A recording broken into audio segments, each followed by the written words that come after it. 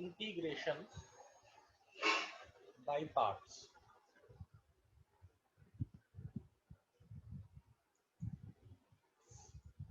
हमें इंटीग्रेट करना है प्रोडक्ट ऑफ u v को, जहाँ पे u और v दोनों एक फंक्शन है x के।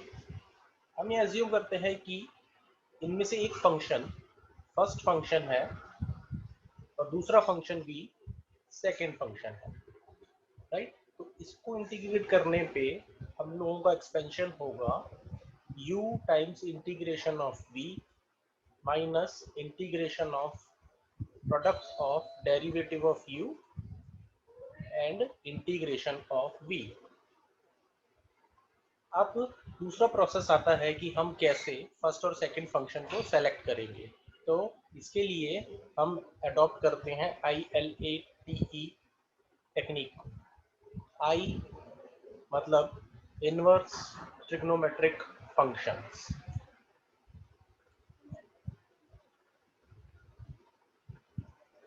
L मतलब लॉगरिथमिक फंक्शन, A मतलब अलजेब्रिक फंक्शन, T मतलब ट्रिग्नोमेट्रिक फंक्शन जो कि इनवर्स ट्रिग्नोमेट्रिक से अलग होंगे, और E मतलब एक्सपोनेंशियल फंक्शन। तो इस हिसाब से आप कह सकते हैं कि एक्सपोनेंशियल फंक्शन हमेशा ही सेकंड फंक्शन होंगे। अब जैसे हम कुछ एक एग्जांपल ले लेते हैं, जैसे कि integration of x e raised to power x। तो जैसा हमने डिस्कस किया था, एक्सपोनेंशियल फंक्शन तो सेकंड फंक्शन ही रहेगा, लेकिन x अलजेब्रिक फंक्शन है तो वो फर्स्ट फंक्शन हो जाएगा।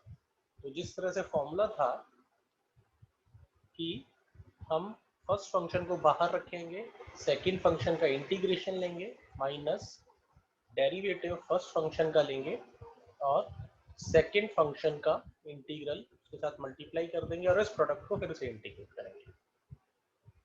तो e raised to power x का जो इंटीग्रल होता है वो e raised to power x ही होता है, और x का डेरिवेटिव 1 होता है, और e raised to power x का integral e raised to power x होता है। तो हमारे पास अल्टीमेटली ये आ जाता है कि हमें इंटीग्रेट अब e raised to power x को करना है।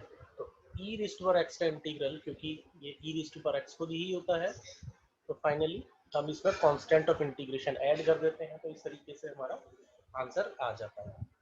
एक और एग्जांपल अगर हम लें, सपोज हमारा फंक्शन है x sin x।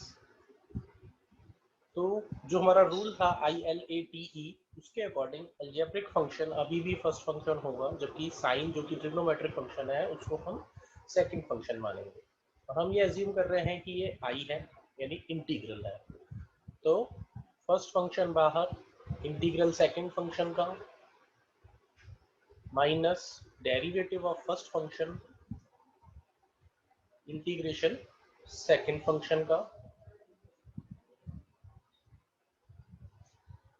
तो साइन x का इंटीग्रल होता है नेगेटिव कॉस x, तो ये आंसर हो गया minus x cos x, fine.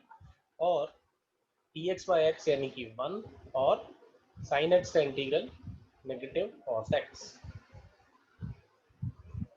तो मीन्स हमारे पास बचा minus x cos x plus integral of cos x, और कॉस एक्स का इंटीग्रल पॉजिटिव साइन एक्स होता है।